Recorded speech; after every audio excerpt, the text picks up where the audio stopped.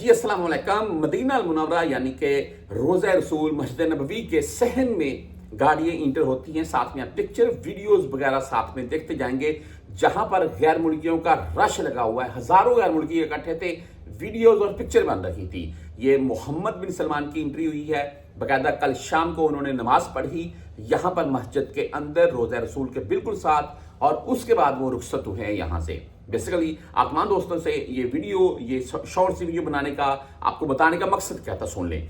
इस बात को लेकर बहुत से हमारे परदेसी भाई इस बात को बेअदबी या तनकीद की जिद में ले रखे हैं कि ये बेअदबी है, आप गाड़ियां लेकर मस्जिद के सहन में आ जाए। बेसिकली मस्जिद वो है जहां पर चार दीवारी है, ठीक है। ये मस्जिद है मस्जिद नबवी, बागी जितना है वो सहन है, और कोई भी बंदा यहाँ पर अगर गाड़ी लेकर इंटर होता है तो वो भाई उसको पकड़ेंगे, बेअदबी के जुमरे में ही आएगा। लेकिन सिक्योरिटी की बिना के ऊपर मोहम्मद बिन सलमान या शाह सलमान, इन दोनों में से कोई भी गाड़ियों में इंटर हो सकता है, और वो भी मस्जिद के अंदर नहीं, मस्जिद के दरवाजे के पास तक, और वहां से वो उतर कर पैदल अंदर दाखिल होते हैं।